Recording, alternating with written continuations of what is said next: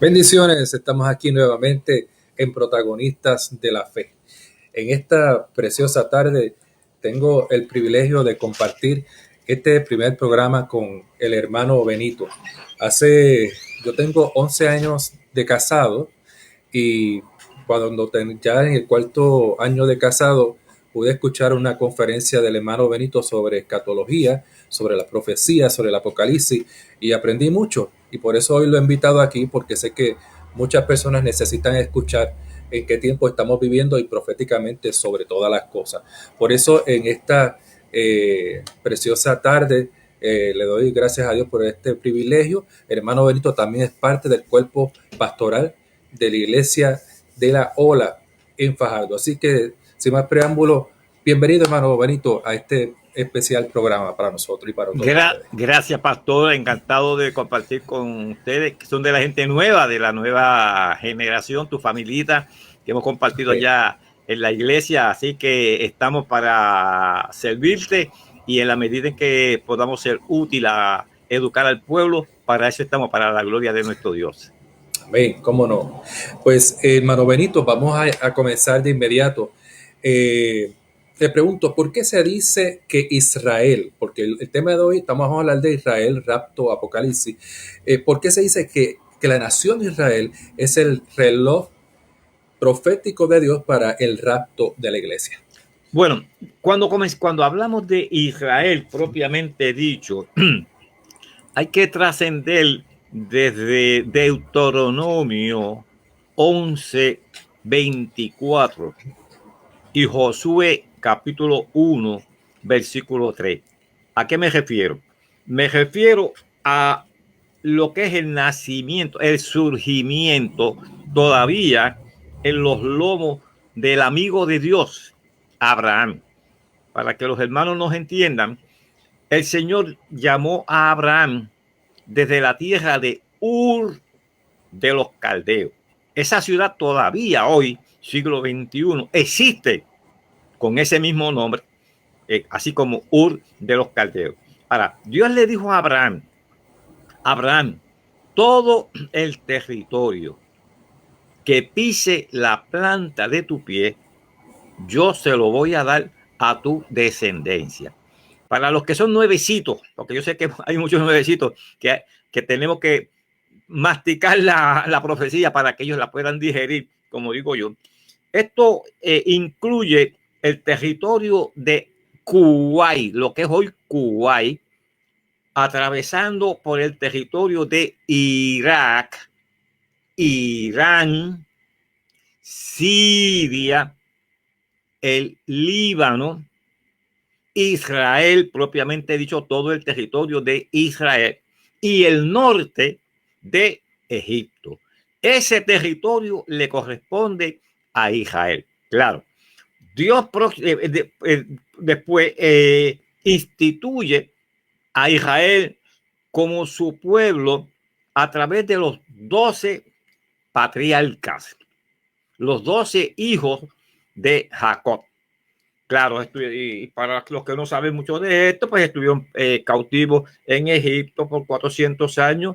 Dios los saca con mano fuerte, los protege, los conduce, los introduce en una tierra que estaba dominada por todo lo que su nombre terminan en Eo. Filisteos, cananeos, que si Jebeo, que si Jerjeseo. La razón por la que los nombres de esas tribus terminan en Eo es que todos eran provenientes del mar Egeo. ¿Ves? Porque a veces los leemos y decimos, pero Jebeo, Fereceo, Cananeos y qué sé yo, ni qué, y Todo lo feo. todo lo feo, exacto, todo lo feo. Entre ellos, para que se entienda bien claro, entre ellos los enemigos más acérrimos que tuvo Israel, los filisteos. Los filisteos. Filisteos. Y le Ajá. pregunto, hermano Benito, ¿y los filisteos en el día de hoy son conocidos como? Los palestinos. De hecho, Okay. Joshua tiene, porque estuve haciendo una conferencia en estos días y me alegro, varón, que usted me haya preguntado, porque equivocadamente, y hasta lo cantamos, y yo trato de corregir las iglesias en este particular. Cuando llega la Navidad, cantamos Tierra de la Palestina. De Palestina. Yo no soy cantante, ¿eh? ¿Dónde nació Jesús? Mentira. Jesús no nació en la tierra de Palestina. Jesús nació en la tierra de Israel. Amén. Quien le pone el nombre, y eso lo pueden buscar en cualquier YouTube, en cualquier plataforma de estas ahora cibernética, quien le pone el nombre de Palestina, y eso es un dato que es bien importante que lo entendamos, a ese territorio de Israel, es el emperador Adriano. Y eso no sucede en la historia hasta el año 135 de nuestra era cristiana. Claro, eso hay una historia demasiada que el tiempo no nos va a permitir explicarlo. Toda una rebelión que se levantan de los macabeos. En los libros apócrifos podemos leer esa historia de los macabeos, o lo leemos en el libro de Josefo, el historiador Josefo. Ahora, Israel, a pesar de ser el pueblo de Dios, delinque, peca y comete el pecado más grande que Dios detecta: idolatría. ¿Ves? En el año 931, antes de nuestra era cristiana, ya se había terminado el reinado del rey David, muy conocido, Reino Unido. Se termina el reino glorioso de Israel bajo la gobernanza de Salomón, el hijo de David. Dice que en los días de Salomón el oro y la plata era tenido por poca estima en el territorio de Israel, porque a esa tierra Dios le dijo a Israel: es tierra que fluye leche y miel. Pero esa prosperidad del pueblo estaba supeditada o condicionada a la fidelidad del pueblo. Y como dije, cuando el pueblo delinque, Dios permite que en el año 931, bajo el mandato de Roboán, aquel muchachito hijo de Salomón, y Jeroboán de Dios, las tribus norte, el reino de Samaria, el reino del sur, el reino de Judá. Para el reino del norte no hay promesas de restauración a corto plazo. Para el reino del sur, promesas de restauración a corto plazo a 70 años plazo. Daniel capítulo 9 explica eso. Cuando Daniel ve que termina los 70 años de la deportación de Israel, entonces él se da cuenta que Israel tiene que regresar de Babilonia a su tierra. Y ahí Dios levanta Isaías capítulo 45, versículo 1. Dios levanta a un hombre que le puso nombre 150 años antes de nacer. Se llamó Ciro. Hay una moneda que Israel acaba de acuñar el 12 de mayo del 2018. Escuche bien esta fecha, amado. El 12 de mayo del 2018, el pasado presidente de los Estados Unidos, Donald Trump, declara: yo voy a mover la embajada de Estados Unidos, de Israel, o sea, voy a mover la embajada de Estados Unidos, que está localizada en Tel Aviv. Por eso los bombardeos de estos días, a partir del día 10 de mayo, ¿hacia dónde se dirigían? Hacia Tel Aviv, exacto. Y hacia Jerusalén. Que de hecho, esa es una de las preguntas que también teníamos. ¿Qué importancia tiene que los Estados Unidos reconociera a Jerusalén como la capital de Israel? Exacto. Lo que pasa es que Dios declaró, es el rey David quien conquista la ciudad de los jebuseos. Ellos todos. Como decía usted ahorita, los feos. Los feos. Y el nombre de Jebús, que era como se llamaba, y la declara Jerusalén, que significa la casa de paz. Porque Jesús vino para traerle paz a Jerusalén. Pero la palabra dice, y la gente cita mal el texto, la gente dice a los suyos vino. No, no es a los suyos, el texto no dice eso. El texto dice que Jesús vino a lo suyo, no a los suyos, sino a lo suyo. Pero los suyos no le recibieron. ¿Qué significa eso? Que Jesús vino a salvar al pueblo judío y al mundo entero, pero los hombres amaron más las tinieblas que la luz. ¿Por qué? Porque sus obras eran malas. Entonces Dios tiene que propiciar que ese pueblo, que su pueblo, sea llevado en cautiverio. Hago la historia de Israel porque si no la gente no nos va a entender, pastor. Muy bien, muy bien. Es el background histórico. Hay que ver la trayectoria, claro. Hay que ver la trayectoria y por qué las cosas suceden. Ese pueblo que delinque, que se convierte en un pueblo idólatra, habiendo visto los portentos y cosas grandes que Dios hizo con ellos cuando los cuidó por 40 años, que dice que ni los zapatos se le rompieron. Yo voy a ver si consigo un par de zapatos de eso. Así de tremendo era el favor de Dios con ellos. El favor de Dios con ellos, que expulsó a esos pueblos, que eran unos pueblos aguerridos completamente. Habían entre ellos gigantes como los descendientes de Goliat. ¿Qué tuvo que hacer Israel? Prácticamente nada. Fue Dios quien peleó a favor de ellos. Pero la desobediencia hace que en el año 722 a.C., Sennacherib, el rey de Asiria, se lleva en cautiverio el reino del norte. Ya habíamos dicho que había sido dividido en el año. Se los llevan. De ahí salen los samaritanos. Pero mi mensaje va más dirigido al reino del sur. Porque en el reino del sur es que está la tribu de Judá.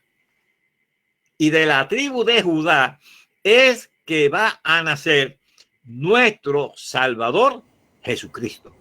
¿Ve la diferencia? Esa es la diferencia. Por eso es que cuando Dios habla de la tribu de Judá y del reino del sur, dice, ok, los voy a disciplinar y los voy a mandar al cautiverio a Babilonia, pero no los voy a dejar allí.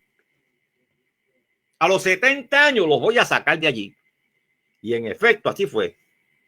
A los 70 años, bajo el mandato de Ciro, Esdras, Nehemías, Zorobabel, el pueblo cautivo sale, se asienta en su territorio, pero vuelven a pecar. Tiene que hacer Dios. Nabucodonosor los destruyó. Año 606, 597 y 586 respectivamente. 3 deportaciones. En el 586, y esto es bien importante, destruye Nabucodonosor el templo de Jehová, que había sido construido por Salomón en el año 957 antes de nuestra era cristiana. Muy bien. Un templo hermosísimo. Vino Nabucodonosor, lo destruyó. Y Ciro, cuando usted lee el capítulo 45 de Ciro, a quien es un pagano, pero como Dios se vale de quien Él se tenga que valer para glorificarse, Amén. llamó a Ciro mi siervo, mi ungido, y las directrices que da Ciro como rey de los medo-persas, el imperio medo-persa, que es el que somete al imperio de Babilonia. Ciro expresamente dice: el que de los judíos quiera construirle casa a Jehová. Mire el mandato, hermano, mire el mandato. El templo, para que lleguemos al punto que usted quiere que yo llegue, hermano pastor. Yo sé más o menos por dónde vamos, está en pensamiento. Claro que Ese templo se construye en el monte Moria. El monte Moria es el monte sobre el cual Abraham fue a sacrificar a su hijo Isaac. Nos seguimos. Posteriormente, el rey Salomón, como ya dije, construye el templo en el mismo lugar. Y este dato es bien relevante que les voy a decir ahora. Sobre la piedra que Abraham fue a sacrificar a Isaac. Yo, con toda modestia, pastor, he estado 7 veces en Israel. Yo he entrado allí en lo que hoy el mundo conoce como la mezquita de Omar. Domo ese. La mezquita de Omar. Sí. El domo. Y fíjese cómo dije, hermano pastor, para los que saben y los que no saben. Dije lo que el mundo llama la mezquita de Omar, porque Omar no es una mezquita. La mezquita es Al-Aqsa,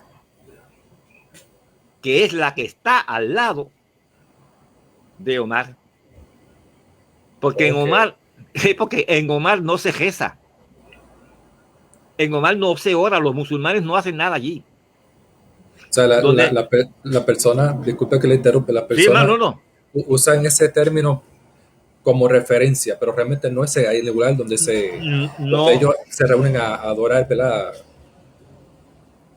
a su Dios. Al lado, que se llama Al-Aqsa. Pero todo el mundo, y Omar es porque fue el califa Omar en el siglo VIII, el que levanta ahí esa estructura que es hermosísima, pastor. Sí. Cuando uno entra ahí, ahí hay lujo, ahí hay lujo. Pero, ¿por qué la levantaron en el monte Moria? Si los musulmanes gobernaban prácticamente todo el mundo, entonces conocido. ¿Por qué tenían que venir a plantar el tercer monumento de mayor importancia después de Medina y de la Meca, allá en Arabia Saudita? El tercer lugar de mayor relevancia y de mayor importancia en el mundo islámico es la mezquita, lo que la gente llama la mezquita. ¿Por qué la plantaron? Yo soy puertorriqueño, me gusta hablar a los puertorriqueños. ¿Por qué rayos no se la llevaron para las pailas del infierno? Y la pusieron allá. Es que el diablo es bruto, pastor. El diablo es bruto, pero a veces piensa. Mira dónde voy. La plantan en el lugar donde se han levantado los 2 templos al único y verdadero Dios. Porque el diablo sabe que desde ese monte Moria se va a construir un templo próximamente. Y esto nos lleva a Segunda de Tesalonicenses. Capítulo. Disculpe, pastor.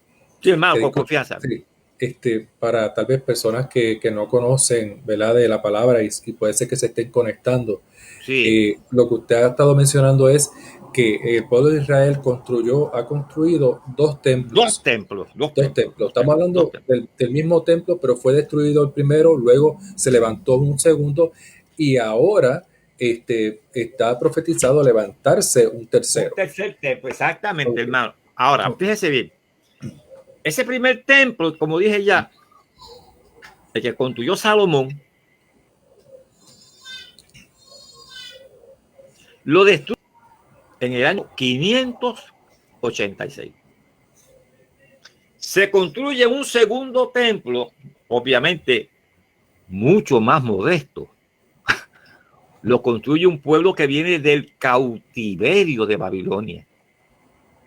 Y hay una expresión muy bonita en el libro de Ageo, porque el pueblo, los viejitos que habían visto el templo de Salomón, que ya tenían 90, 100 años, veían la construcción del segundo templo y decían, este no es tan bonito como el primero. Pero el profeta Ageo dijo, la gloria, y sentimos la gloria de Dios, hermano, cuando decimos esto, la gloria de este segundo templo va a ser ¿qué? Mayor que la del primer templo. ¿Por qué fue mayor? Porque en ese segundo templo fue que Jesús ministró. Ahí fue donde Jesús entró por la puerta de lo que se llama la hermosa, la puerta oriental, por donde lo sacaron el día que lo llevaron a crucificar. ¿Se está entendiendo? Ahora, como los musulmanes, y déjenme hacer esta observación. Hablamos de los musulmanes como religión versus lo que son los árabes como etnia, como raza. Sí, porque he escuchado mucha gente que como que me los mezclan. No. Los árabes son una raza, una etnia. Y los musulmanes o los islámicos es una religión. Ahora, como dije, el enemigo es bruto, pero a veces piensa, el enemigo sabe que ahí hay que construir un tercer templo, hermano pastor. Que me gusta ser un hombre modesto, pero me gusta hablar de lo que yo he visto. En Israel, ya yo he ido a Israel y yo puedo dar fe de que todo lo que se va a utilizar en el templo que próximamente van a construir los judíos, todo está listo, incluyendo la maqueta del templo, y a los judíos le tomará solamente 90 días en levantar ese templo. Ahora, Israel, señal de Dios. A partir del año 70, de nuestra era cristiana, ese segundo templo fue destruido por el general romano Tito.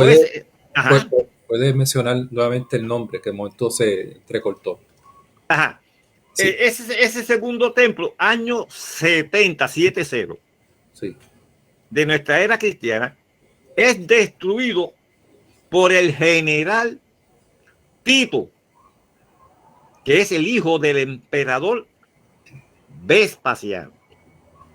Note esto. Mateo capítulo 24, versículo 32. Un texto que todo el mundo conoce. De la higuera, dijo Jesús. Está Jesús parado con sus discípulos en el monte de los olivos. Yo me veo parado en el monte de los olivos allí. a 1000 metros, 3000 pies de distancia escasamente, está el Monte de los Olivos. Al frente está el Valle de Cedrón. Y cruzando el Valle de Cedrón, allí estaba el templo, con su puerta principal, la puerta oriental. Pastor, ¿cómo usted se siente? Que usted está ahora mismo haciendo alusión de un pasaje bíblico. Usted estuvo allí 7 veces. 7 veces está allá. ¿Cómo se siente haber estado allí parado, donde Jesús estuvo allí parado? No, hermano. ¿Qué experiencia es esta? Es una experiencia espiritual que no hay manera de uno describirla. Y como modestia aparte, uno conoce un poquito de la historia. Yo me paro en el Monte de los Olivos y yo me transporto a Ezequiel, capítulo 11. Déjenme decir exactamente el versículo 23. Léase en el capítulo 11 del profeta Ezequiel, cuando dice que por causa del pecado de Israel, la gloria de Jehová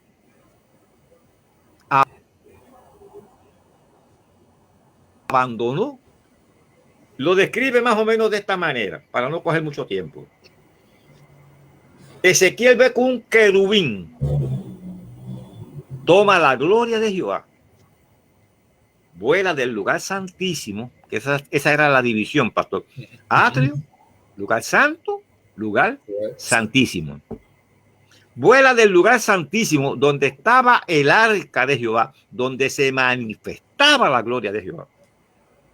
Y de allí vuela al lugar santo. Del lugar santo dice que voló a los quiciales de la entrada del templo. Una cosa extraordinaria. Y de allí voló al monte que está frente a Jerusalén, en el lado oriental de Jerusalén. El monte que queda, el Monte de los Olivos. Y algo que quizás nunca hemos observado es por qué Jesús bajaba desde la Galilea al norte, bajaba a Jerusalén, que no se dice bajaba, porque a los judíos no dicen bajaba a Jerusalén. Subían a Jerusalén. Pastor, muy bien, pastor. Fíjese que nunca se dice bajaban. Y aunque vienen del norte hacia el sur, si fuera en nuestro vocablo, es que bajar, no dicen bajar. Ellos dicen subir a Jerusalén. Sí. Y Jesús subía a Jerusalén, pernoctaba en el templo, pero tan pronto se acababa todo en el templo, ¿para dónde se iba Jesús? Al Monte de los Olivos, donde estaba la gloria de Jehová. Hello. Eso es lo que explica por qué Zacarías capítulo 14, cuando habla de la segunda venida física, no del arrebatamiento de la iglesia, de la segunda venida física de nuestro Señor Jesucristo, sus pies no se asientan en el templo que van a construir los judíos. ¿Dónde se van a asentar sus pies? ¿Dónde se van a depositar sus pies? Sobre el monte de los Olivos. Y léase Zacarías. Estoy citando de memoria, espero no equivocarme. Y léase Zacarías capítulo 6 y verso 13. Que dice, y aquel varón cuyo nombre es el renuevo. Y renuevo ahí está con letra mayúscula. Y si está con letra mayúscula, en nuestra gramática eso significa que es una divinidad. Hello. Y dice que él viene y toma la gloria de Jehová desde el monte de los olivos y la introduce en el templo milenial que él va a traer para ubicarlo en el monte Moria. Bueno, espérese un momentito. Cuando Israel es deportado en 2 ocasiones, repito, 586 antes de Cristo por Nabucodonosor, años 70 por el emperador Vespasiano y su hijo Tito, que comandó el ejército romano, eso por el mundo, 2000 años. Jesús ha dicho, que me comencé a citar, de la higuera, Mateo 24:32. ¿Por qué Jesús se refiere a Israel como la higuera? Joel capítulo 1 y Joel, este mismo capítulo, el verso 6 y 7, identifican a Israel como la higuera de Jehová. O sea que aquí no hay nada al azar. Aquí todo tiene que encajar perfectamente bien. Entonces Jesús dice, estén pendientes a Israel como la higuera cuando sus hojas comiencen a aparecer. Sepan que el verano está cerca. Pero a mí me gusta el verso 33. Porque el verso 33 añade un elemento muy particular. Y dice, no es que estoy cerca, estoy a la puerta. Pastor, una cosa es cerca. Una cosa. Y otra cosa es a la puerta.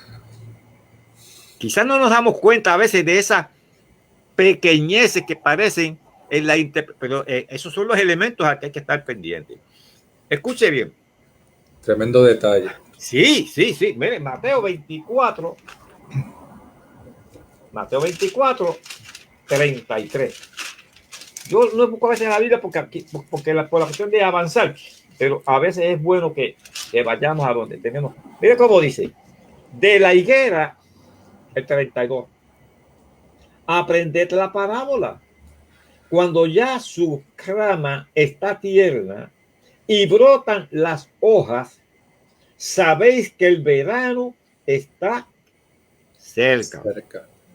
Así también vosotros, cuando veáis todas estas cosas, conoced que está cerca a la puerta. La complejidad.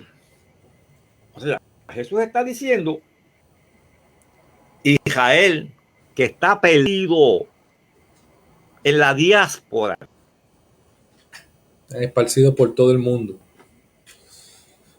Por todo el mundo, yo los voy a recoger. Que es lo que estamos viendo. El profeta dice, sí. Dile a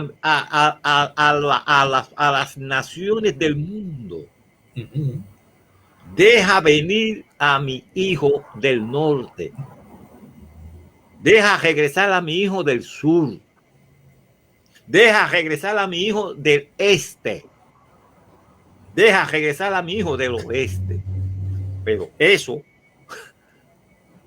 acá los puertorriqueños decimos que del dicho al hecho hay un gran trecho. Y Dios le dijo al profeta Isaías en el capítulo 66, búsquelo, capítulo 66 de Isaías, en el versículo 8, Dios le dice al profeta Isaías, mire,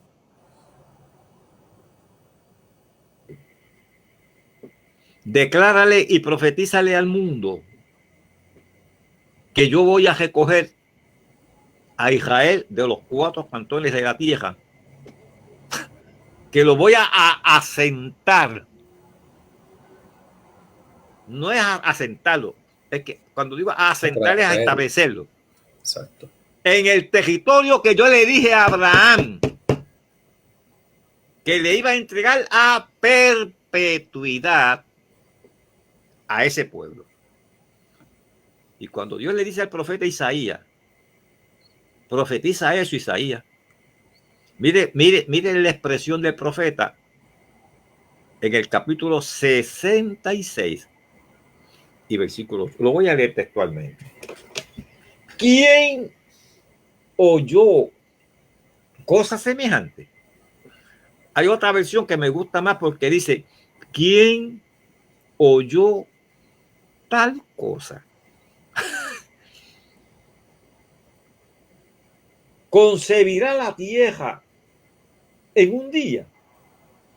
Nacerá una nación de una vez. Pues en cuanto a Sión, Sión es Jerusalén. Estamos uniendo. Pero Sión, sí. En cuanto a Sión, estuvo de parto, dio a luz sus hijos. El territorio que Dios le prometió a ese pueblo estuvo en manos del Imperio Otomano, Imperio Turco. Es el país que queda justo al norte de Israel. Lo que conocemos como Asia Menor, ¿verdad? En la geografía. Ese territorio estuvo en manos de los turcos a partir del año 1517. Pero como Dios dijo, aunque parezca imposible, Isaías, aunque tú estés cuestionando, porque si nosotros analizamos esa expresión del profeta Isaías,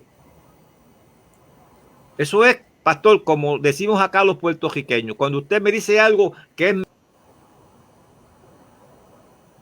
medio raro, decir eso.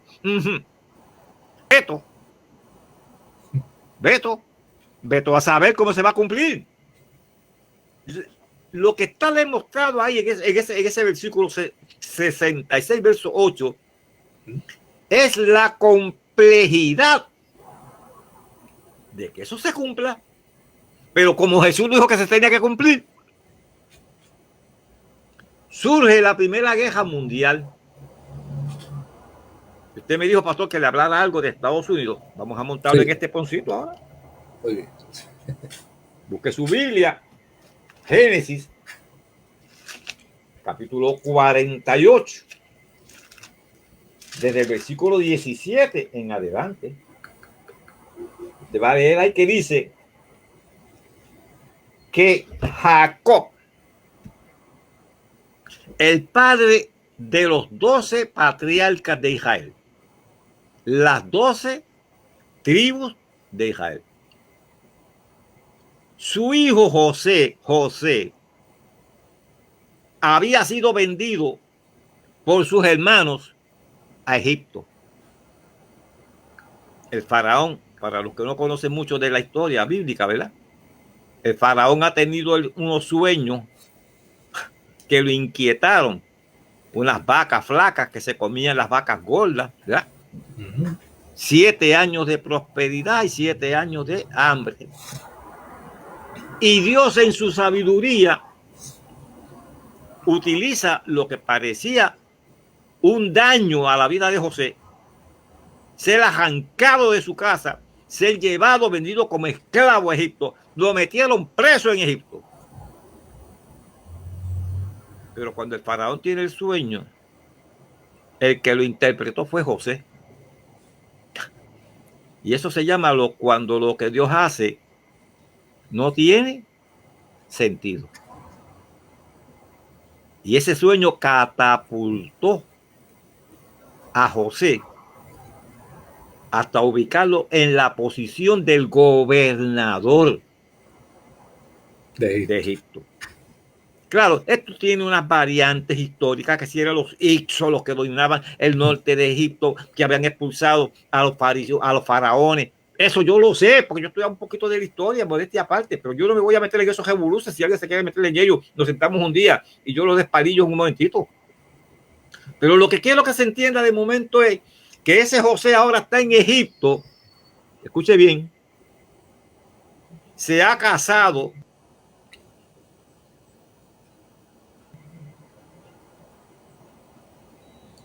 y ahora viene Jacob, que lo han llevado viejito a vivir en Egipto, como era su deseo. Y José sabe que la bendición patriarcal, la bendición del viejito, era trascendental en la vida de sus dos hijos. Sus dos hijos se llaman, apunte esto bien importante, los dos muchachitos se llamaban Efraín y Manasés. Y José sabe que la práctica judía era, se coloca al hijo mayor a la mano derecha, porque ese va a recibir la primogenitura, y se coloca al hijo menor a la mano izquierda. ¿Ok? Y así José lo hizo. Pero cuando Jacob fue a bendecir a los muchachos, Jacob hizo esto. Para que se vea. Cruzó los brazos. Yo lo leí ahí después con calma. Y José regañó al viejito. Regañó al papá. Y le dijo, papá, yo sé que usted está ciego. Estaba ciego. Y yo coloqué a los muchachos en conformidad con la usanza, con la práctica, porque yo conozco la práctica, que se coloca al mayor a la mano derecha y al menor a la mano izquierda, para que el que va por la mano derecha sea más bendecido que el que va por la mano izquierda. Así que usted ahora me va a bendecir más al menor que al mayor. Y el viejito le dijo, cállese la boca. Usted será gobernador de Egipto, pero de los designios de lo que Jehová está diciendo hoy, usted no entiende nada de esto. Y fíjese que cuando conjuga, voy a leer el 19 para no cogerle mucho tiempo, 48:19 de Génesis. Mas su padre no quiso y dijo, lo sé, hijo mío, yo lo sé. Y también él vendrá a ser un pueblo. Y su hermano menor será más grande que él. Y su descendencia formará multitud de naciones. Cuando habla del nene menor, cuando habla de Efraín, léalo con calma, ahí conjuga en plural. José, mira, es que del menor van a salir naciones. Y lo conjugó en plural. ¿Quiénes son esas naciones? Probado por la historia. La mancomunidad británica. ¿No se acuerdan cuando Gran Bretaña, Escocia, Inglaterra? Eso es lo que se llama la Gran Bretaña, la mancomunidad británica. Pero cuando habló de Manasés, que son los Estados Unidos de Norteamérica, probado. Jacob dijo: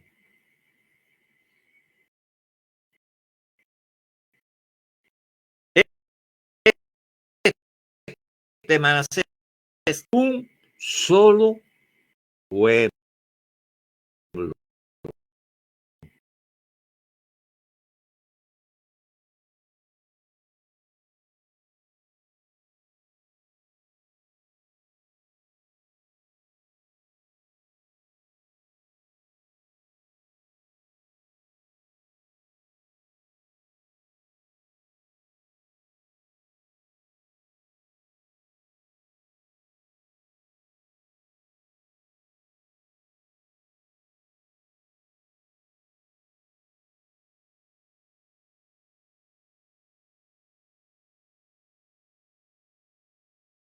Dios trajo de la mancomunidad británica, Dios trajo a Inglaterra, la reina de los mares,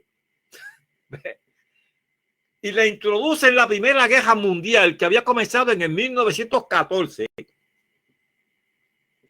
Y en el 1917, exactamente 400 años después, 1517 a 1917, Inglaterra, Efraín, le quita ese territorio al Imperio Otomano. Y aprendas esta fecha: el 14 de mayo 1948, 206 delegados de las Naciones Unidas declaran a Israel un estado libre y soberano. Y de ahí hacia adelante, la historia, 33 años de historia del pueblo de Israel asentado en su territorio. Comenzaron 600,000 judíos y hoy hay sobre 9 millones de judíos en el territorio de Israel, a pesar de que en el 1945, como parte del genocidio de la Segunda Guerra Mundial, Adolfo Hitler, Alemania, mató 6 millones de judíos en lo que la historia llama el Holocausto. Y entre esos 6 millones de judíos habían 1,5 millones de niños. Pastor y audiencia, Tremendo. ¿qué pueblo que usted lo extermina en la diáspora, que le mata 6 millones de habitantes, que le mata la esperanza en los niños, se levanta? Por eso la complejidad del profeta cuando dijo, Isaías 66:8, ¿quién vio tal cosa?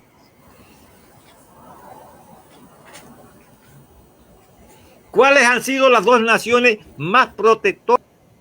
Inglaterra y los Estados Unidos. De ahí la importancia de lo que hizo el presidente Trump. Hermano, que mucha gente dijo que si era loco. No. Vamos a ver las cosas como son en el contexto profético. Le digo esto solamente para la gloria de Dios. Cuando se suscita la elección de Trump,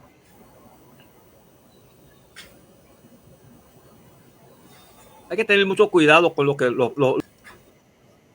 cuando se suscita la elección de Trump, rápido salió una profecía de que él iba a ser reelecto. Tiene que haber escuchado eso, ¿no, pastor? Sí. No, que la reelección de Trump, que si esto, si lo otro. yo iba a dar mis conferencias y el hermano me conoce. Yo permito yo soy de los pocos que permite que pregunten en vivo. Y recuerdo en Vega Baja, en la iglesia de mi hermano Joy, allí en la número 2. No, hermano Benito, pero que hay una profecía. Trump no va para ningún lado.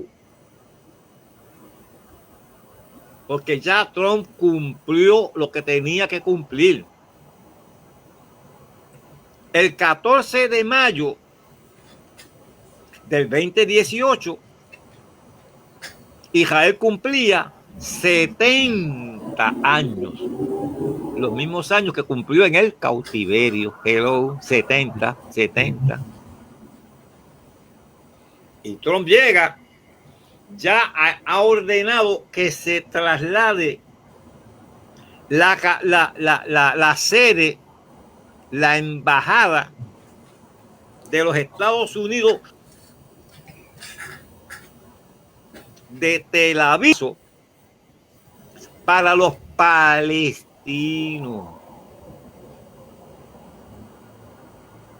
Y si fuera poco, el día 12 de ese mismo año, 12 de mayo 2018, Donald Trump le da el knockout a los palestinos. Se lo voy a explicar eso en breves minutos. Cuando dice: Jerusalén es la capital indivisible de Israel. ¿Cuál es el problema con los hermanos palestinos? Los hermanos palestinos, desde los tiempos de aquel individuo que se llamó Yasser Arafat. Pastor, tenemos un problema, y es que nuestra audiencia ahora casi toda es de menudo para acá. O de reencuentro. Como son de menudo para acá, usted le habla de Yasser Arafat y de toda esta gente de Menachem Begin en Israel. ¿Con qué se come eso? Arafat fue el hombre que fundó lo que hoy se llama todavía la Organización Pro Liberación de Palestina. Palestina, que ya hemos establecido que ese nombre se lo pone el emperador Adriano en el año 135 de nuestra era cristiana. Así que Jesús no nació en ninguna Palestina. Esa es una estrategia, y Joshua lo tiene aquí bien demarcado en el vocablo desde el griego. Y eso es bueno que usted lo vea por el Salmo 83. Después se lee el Salmo. No voy a dejar que lo lea porque no lo van a leer. Pastor, déjenmelo, lo voy a buscar de una vez, ya que estoy aquí. Mire el Salmo 83. En el Salmo 83, mire cómo se expresa aquí los enemigos de Jehová. Mire. Oh Dios,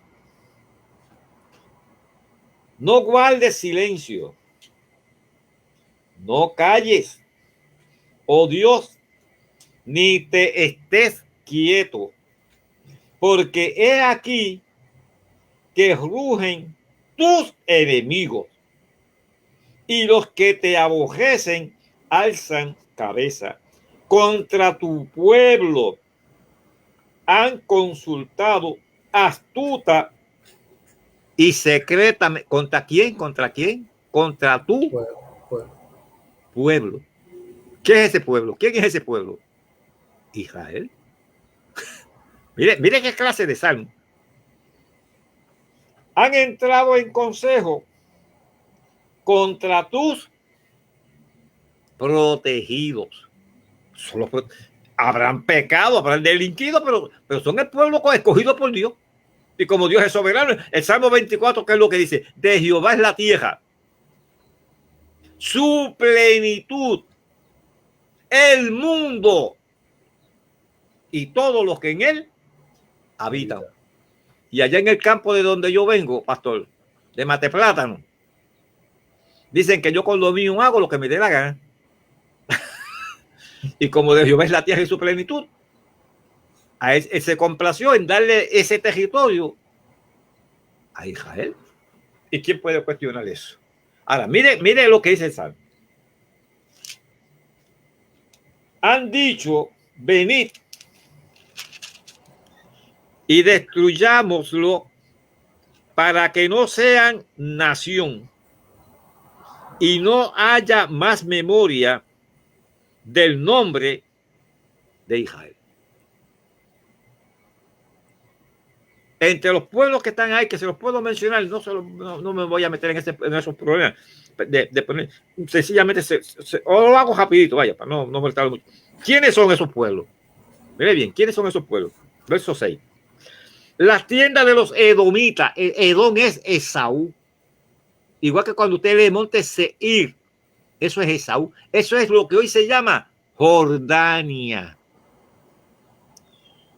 Y los ismaelitas, los árabes, Moab. Y los agarenos, Jebal, que es el Líbano, Amón. Cuando usted habla de Edom, ahí van a hacer la clasecita después de geografía.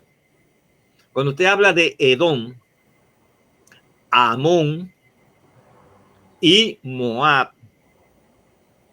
usted está hablando de lo que hoy se llama Jordania. La Transjordania, porque queda al lado derecho del río Jordán. Pastor, leemos los periódicos a veces, Cisjordania. Y no nos preocupamos por buscar por qué Cis y Transjordania. Lo leemos como el papagayo. Cisjordania es la que está al lado izquierdo del Jordán. Esa es la Cis, la que está antes de. Ese es Cis, antes de. Quien demarca todo ese territorio de norte a sur es el río Jordán, que nace en 3 países, el único río que nace en 3 países. Siria, Líbano, Israel. Yo he estado allí donde nace el Jordán. Se llama Bania, el lugar. La gloria es de Dios. Hasta allá arriba yo me he trepado. Donde nace el río Jordán. Y parece como si fuera la columna vertebral del cuerpo nuestro, de norte, ¿verdad? A sur. Pastor, que desemboca en el mar. Pastor, quería preguntarle, ¿sabe que el acuerdo, Pastor, entre esos países de Edom, sí. ¿Me escucha, Pastor? Amón y Moab, que reiteramos, sí, es Jordania, resalta la profecía que entre esos enemigos de Jehová, para destruir a Israel, están los filisteos. Pastor, ¿me escucha? O sea, tú tenías ahí lo de los filisteos. Pastor, ¿me escucha? ¿Quiénes son hoy los filisteos? Pastor. Van a tener que hacer una clasecita de geografía, Pastor. Pastor, ¿me escucha? Va a haber que buscar la margen occidental del río Jordán. Pastor, ¿me escucha? Mar Mediterráneo.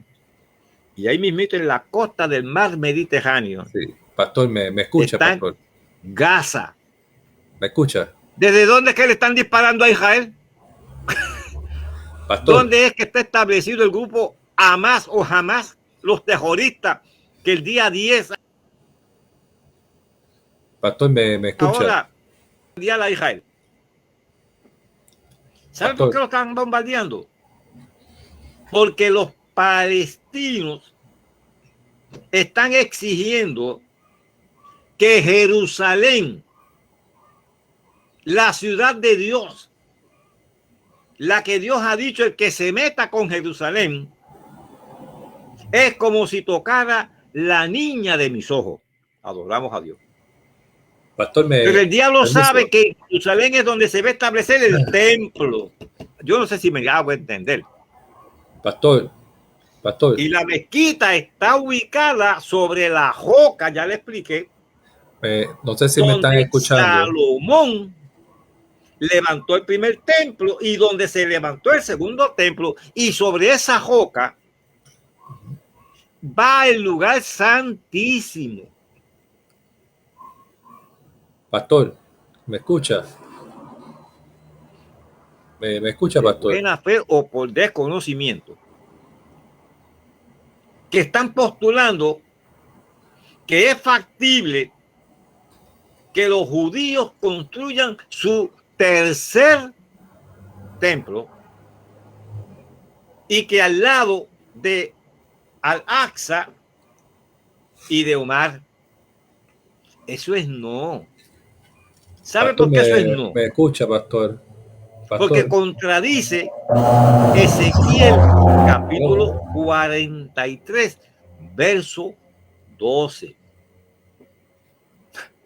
Pastor, ¿me Ezequiel escucha? escribe sobre el templo en el capítulo 43 de su libro y dice, esta es la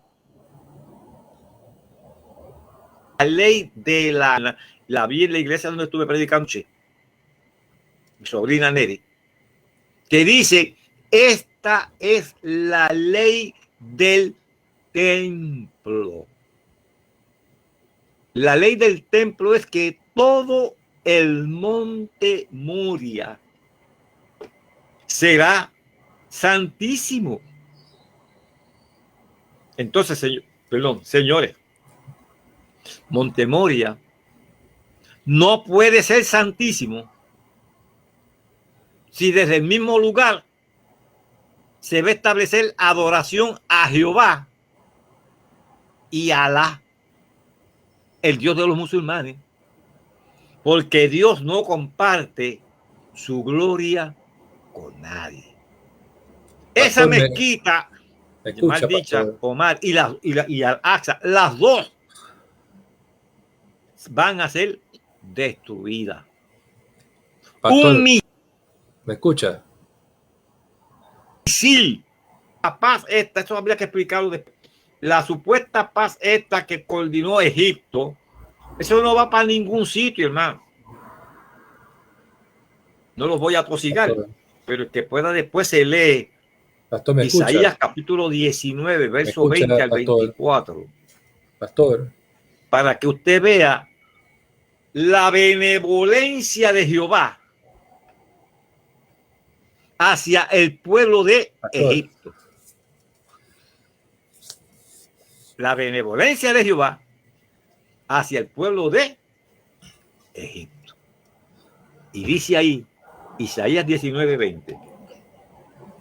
Dice, sí, Pastor, ¿me dime, escucha? varón, seguro Me se escucha? llama. Ajá. ¿Cómo no? Quería preguntarle, sabe que cuando estaba este acuerdo entre las naciones árabes y los Estados Unidos, se llamaba ese acuerdo paz y seguridad. Paz y seguridad. Seguridad. Hay un versículo bíblico que precisamente hace mención cuando digan paz y seguridad. Vamos a ver. Primera de Tesalonicenses 5, 3. Bien. Y es muy bueno que lo haya traído, pastor, porque Sí. la gente está confundida porque se cree que es cuando haya paz y seguridad. No, el verso no dice eso.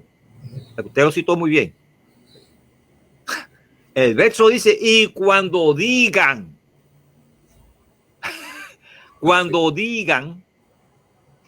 paz y seguridad, entonces le sobrevendrá destrucción de repente. ¿Qué es lo que están diciendo ese tratado? Lo que esté muy bien enseñado, hermano pastor. Ya hoy están diciendo paz y seguridad del arrebatamiento, porque la paz y la seguridad, quien la va a postular para Israel es el anticristo. Pero nosotros, la iglesia de Cristo, no vamos a estar aquí para ese tiempo. Por eso le quería preguntar, entonces en este momento, hoy 2 de junio de 2021, ¿Dónde nos encontramos proféticamente? En el libro de Apocalipsis. Yo diría que las 12 menos un segundo. Las 12 menos... varón, mire, hermano, nos falta tiempo para demarcar todo el cumplimiento profético de cosas que parecían inverosímiles, de cosas que parecían irrealizables, como por ejemplo lo que acabo de citar, Isaías 66. ¿Quién vio tal cosa? La tierra va... De que una nación se pudiera hacer nación en un día. Y eso de un plumazo, sin pedirle permiso a nadie ni consultarlo, porque Inglaterra conquistó el territorio. Efraín conquistó el territorio. Y como son primos... ¿Pudiera abundar un poquito sobre esa última pregunta? Pastor, ¿pudiera abundar un poquito en la medida que se pueda sobre esa última pregunta de dónde nos encontramos hoy, 2 de junio, en términos proféticamente en el libro de Apocalipsis? Yo le diría, hermano pastor, que aquí no falta nada, no hay. Y yo invito, yo soy un estudioso, pero un estudioso abierto a aprendizaje. Sí.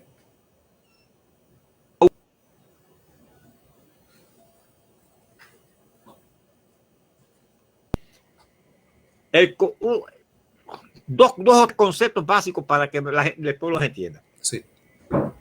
Dentro de la estructura de lo que va a ser la adoración en el templo que van a construir los judíos, había un problema. Allí se va a instituir el culto sacerdotal, como era en el pasado. El sumo sacerdote de Israel utilizaba un manto azul. Yo fui a Israel en el 1996. El manto estaba en el Instituto del Templo. No estaba completo, porque no estaba pintado. Fui en el 98. El manto estaba pintado. Fui en el 2000. El manto no estaba pintado. ¿Por qué no estaba pintado? Y yo lo tengo retratado y yo solo tiene retratado. Tengo una anécdota de eso. Mi hijo se me perdió en Israel, Junito, porque ellos no permiten que retraten esas cosas. Y yo le dije a mi hijo, toma la cámara. Yo voy a entretener al tipo este aquí. Y tú me retratas. Yo le pintar ese manto azul. Se utiliza el fluido como de un caracolito. Nosotros somos de pueblo costero, sabemos lo que es un caracolito. Pero para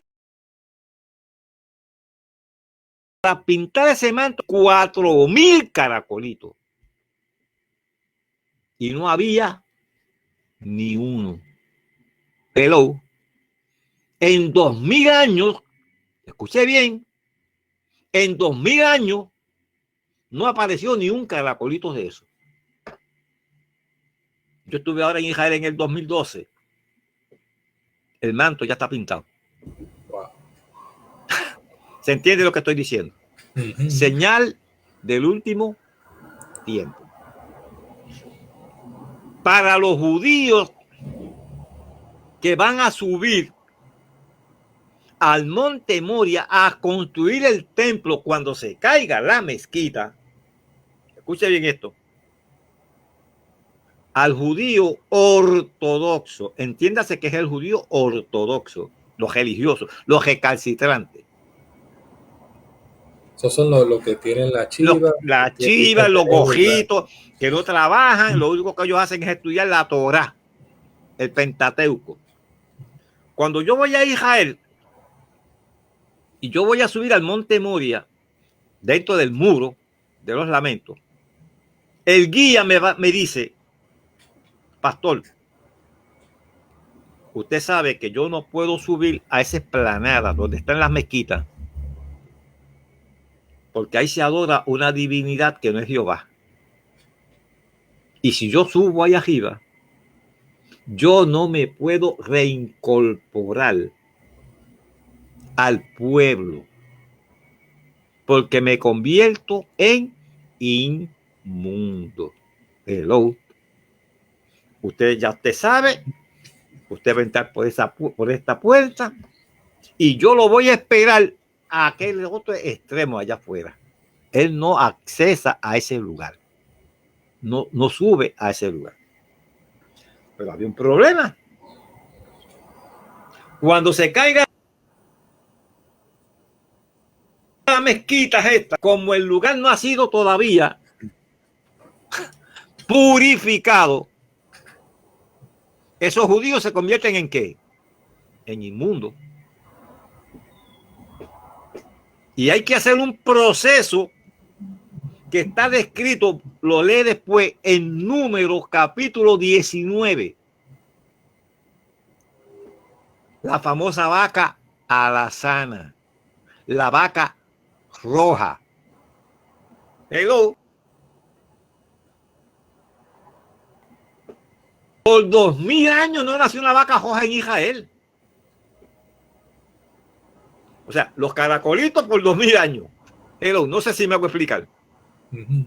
La vaca roja. Yo fui a Israel en el 1998 a ver esa vaca. Nació en octubre de 1996. La primera. Y todas las portadas de todos los periódicos del mundo, su primer portada fue lo mismo. Nacimiento de vaca alazana, de vaca roja en Israel, causa gran expectación. ¿Por qué gran expectación? Pues porque no nacía ninguna en 2000 años. ¿Qué importancia tiene la vaca roja para el proceso del templo y la purificación? Okay. Purificación. Números capítulo 19. Hay que matar esa vaca. Sí. Con su ceniza. Hermanos, que allí están las balas hechas en oro. Los recipientes en oro. Donde se va a vertir, a echar la sangre de esa vaca. Donde se va a quemar. Con qué se va a recoger. Y eso lo mezclan con hisopo y todas estas cosas que están ahí en Números capítulos. No lo voy a leer para bajar tiempo. Y eso es el procedimiento para purificación de los inmundos. O sea, repito, que los que van a subir a trabajar allí, como todavía no ha sido purificado, son inmundos. Ahora, esa vaca le salieron cabellos blancos. Porque la vaca tiene que ser perfecta. Pero escuche esto, amado. En agosto. Escuche bien ahora. En agosto del año 2018 nacieron las últimas vacas rojas en Israel. Y hasta el día de hoy, 2 de junio 2021, esas vacas siguen siendo perfectas. No sé si se entiende el mensaje que estoy diciendo. Conforme a Génesis, capítulo 15.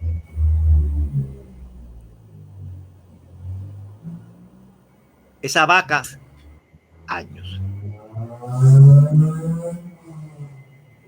Los 3 años de esta vaquita se cumplen ahora en agosto. Por ahí tengo la fecha exacta. Agosto, no la veo de momento. Creo que es agosto 28, si la mente mía, que no anda muy buena, no me traiciona. Agosto 28. Ahora, hay un dato que yo no le dije. los dos templos de Jerusalén, los dos, que fueron destruidos en el mes de agosto. Tremendo, ¿no? Yo no sé si hay casualidad, pastor. Las vacas nacen en agosto. Y los dos templos, agosto 586 y agosto del año 70, respectivamente, los dos templos fueron destruidos. Y la vaca nace en agosto y cumple los 3 años en agosto. Yo le estoy estipulando tiempos y sazones, que es lo que la Biblia me autoriza.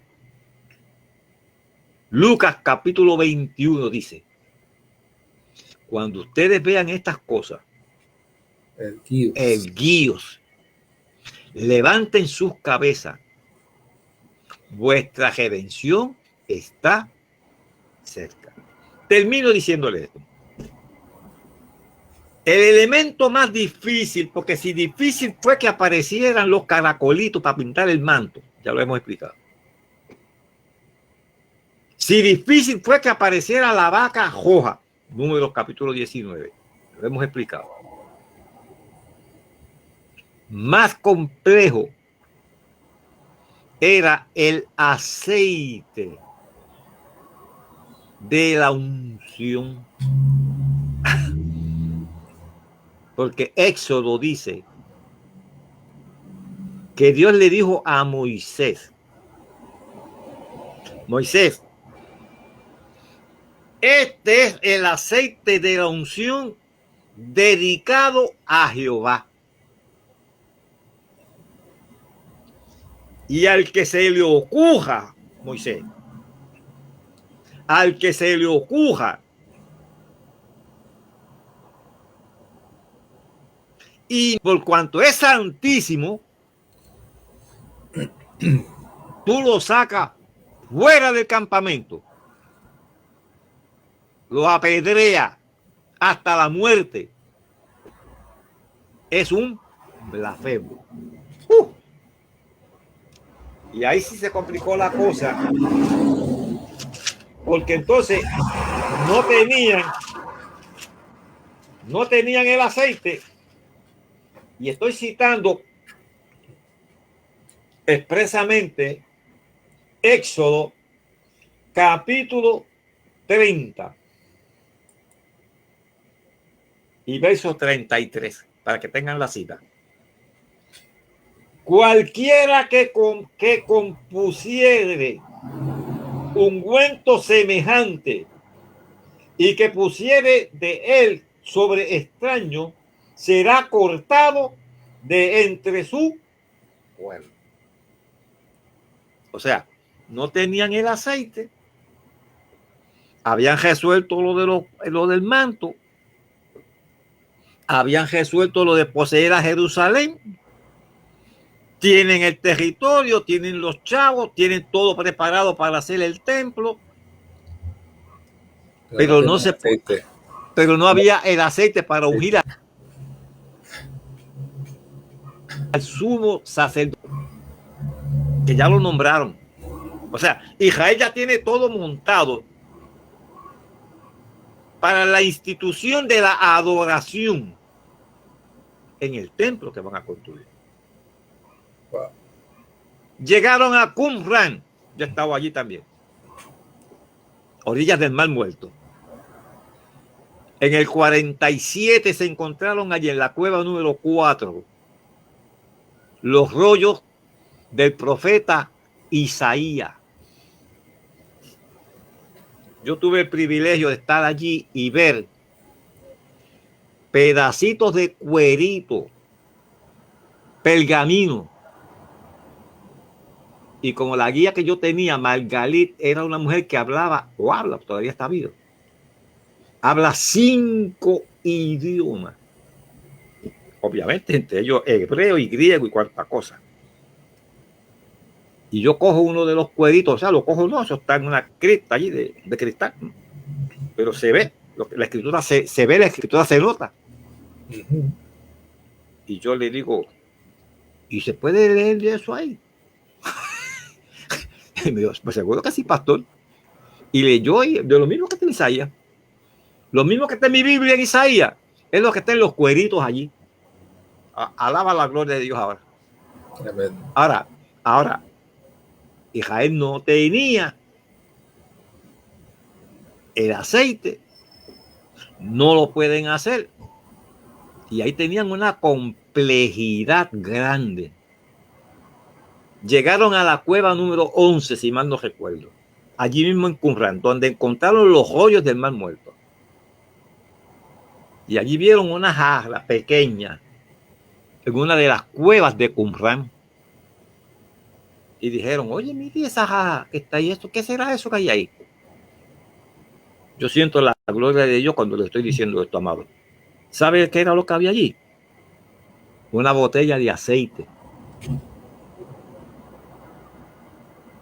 Pero para el conocedor de la historia, los últimos habitantes de Qumran se llamaron los esenios.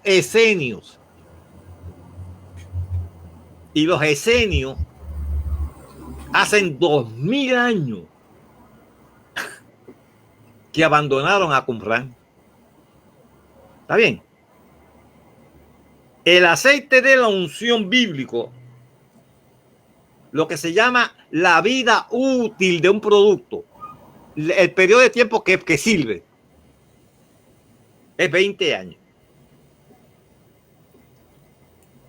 Los judíos encontraron esa jarra de aceite en Qumran y dijeron, esto es aceite, pero esto no debe servir, porque si esto es del tiempo de los esenios, esto tiene 2000 años, pero se lo llevaron. Porque los puertorriqueños, parece que los judíos están aprendiendo de nosotros los puertorriqueños. Nosotros decimos, no hay peor gestión que la que no se hace. Y se llevaron su potecito de aceite, lo chequearon y ellos dicen que ellos no saben cómo. Ellos no lo van a entender. Usted y yo sí lo entendemos. El aceite está acabadito de hacer. Hello. Y ahora los judíos pueden ungir a sus sacerdotes que van a oficiar en el templo que van a construir. Tesalonicenses, capítulo 2, del verso 3 en adelante, explica una de las razones por las que este templo tiene que estar construido pronto. Y ahí dice que se va a levantar un personaje bíblico de Apocalipsis, pastor, que usted me preguntó. El anticristo. Y dice que este inicuo se opone a todo aquello que se llame Dios y que sea objeto de culto, se va a sentar en ese templo declarándose que él es Dios. El anticristo va a salir de Dinamarca. Es una de las 10 naciones, que hoy hay 12. Se tienen que reducir a 10. Porque Daniel 2:44, en la visión de Nabucodonosor, de aquella imagen, que Daniel se la interpretó, le dijo a Nabucodonosor, mira, Nabucodonosor, se va a levantar el imperio babilónico. Se va a levantar el imperio de los medo-persas. Se va a levantar Grecia. Se va a levantar Roma. Y cuando lleguemos a los pies, donde hay 10 dedos, en los días de estos reyes, de estos 10 dedos, 10 que representan naciones. Naciones de Europa. En los días de estos reyes, de estas 10 naciones, el Dios del cielo levantará un reino que jamás será quitado. Ese es el reino milenial. Si ya hoy, al 2 de junio del 2021, al 1 de enero de 1999, en Europa, de donde va a salir el anticristo, habían 15 naciones. Pero no puede ser 15, porque usted no tiene 15 dedos, a menos que tenga 3 piernas.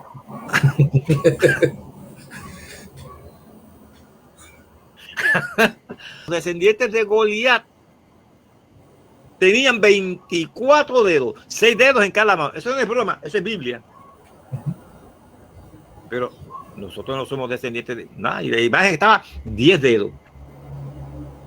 Al 1 de enero de 1999, 3 naciones se retiraron. Hoy quedan 12. Entre esas 12, Alemania. Y recientemente hay una que salió. Brexit, Inglaterra, el Brexit. Exacto. El Brexit. Muy bien, sí. Pastor, usted está informado también, hermano pastor, usted está informado. El Pero Brexit. Esta es mi referencia. No, estamos aquí. ¿Qué es lo que quiere decir? Que si ya las naciones de Europa se van reduciendo, hasta lo que dice la Biblia, 10. ¿Qué nos queda aquí a nosotros? Hermano, esto ya se terminó. Yo vuelvo y digo, como dijo ahorita, el que conozca alguna profecía, no para la segunda venida física de Jesús, porque yo sé que me están hablando, está bien, de que si las estrellas se van a caer del cielo, que si esto, que si la luna, está bien, las tétradas y esto, yo las conozco también, 2014, 2015, todas fueron en las fiestas de Israel. Eso yo lo conozco perfectamente bien. Que si y eso es una señal. Recuerde que la luna es señal, donde quiera que la profecía hable de la luna, es señal para Israel. Cuando hable del sol, es señal para los gentiles. ¿Estamos claros? O sea, que las tétradas, perfecto, estoy de acuerdo. Las lunas de sangre que se están dando recientemente, eso lo que está diciendo es, levanten sus cabezas. Les estoy dando señales de que mi advenimiento es más pronto de lo que nosotros nos imaginamos y pensamos. Pastor, lo felicito, le agradezco que usted me haya dado este privilegio de llegar hasta su audiencia. Amén. Bendecimos al pueblo en el nombre del Señor. Y gracias por la deferencia para con este viejito, que ya estoy bastante, ya cumplí 76, que son buenos.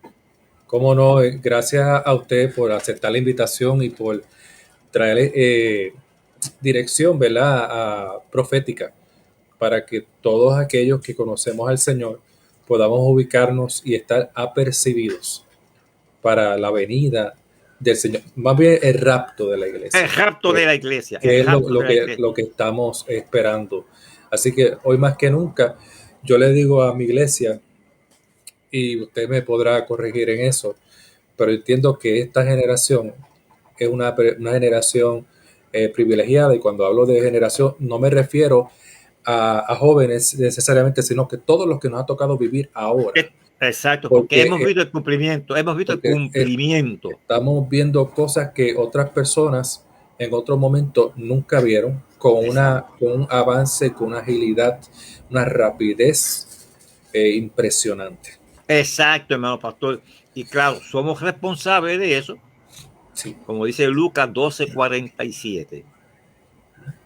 Lucas 12:47 dice: aquel siervo que conociendo la voluntad de su Señor, aquí es que está el problema, la voluntad del Señor, no se preparó ni hizo conforme a la voluntad de su Señor. El conocimiento que Dios está proyectando, que nos está permitiendo ver el cumplimiento ahí frente a nosotros. Dice, ese siervo será azotado mucho. ¿Por qué?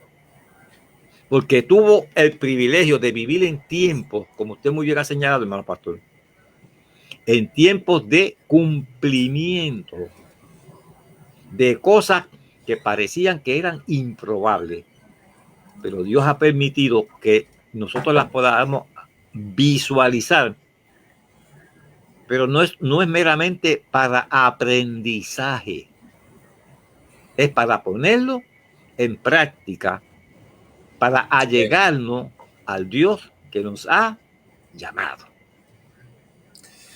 Sean bendecidos todos en esta noche y apercíbense con todas estas palabras proféticas, muy bien explicadas y que nos ubican en el momento que nos ha tocado vivir.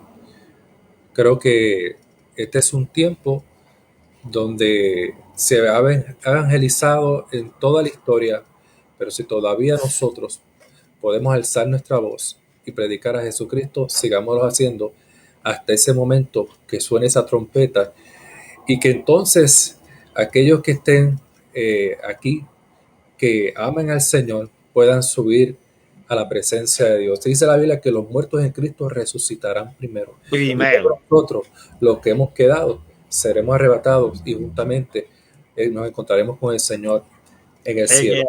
Exacto. Primera de Tesalonicenses 4:13 en adelante. Ahí lo tienen claramente lo que usted acaba de señalar, hermano pastor. Bueno, pues, déjeme, antes de despedirme, agradecer a mi técnico. Bien. Claro que sí. A mi técnico Joshua. Yo estoy quedado atrás en cuestión de la tecnología, pero Joshua y él sigue siendo el mismo joven humilde, porque yo siempre digo que la humildad es lo más que debe caracterizar a uno. Amén. Pero Joshua es un estudiante de ingeniería, ya hizo su primer año en el colegio de Mayagüez. Tremendo. En ingeniería de esto mismo, de tecnología. Así que como él es el que sabe de esto, pues a él es que abuelo tiene que recurrir. Así que gracias, Joshua, y gracias a ustedes, mis amados hermanos. Cómo no, muchas bendiciones a todos. Así que esto ha sido Protagonista de la Fe, donde usted es el protagonista y Dios es el escritor y editor de su historia. Dios le bendiga y gracias por habernos acompañado en esta experiencia tan maravillosa.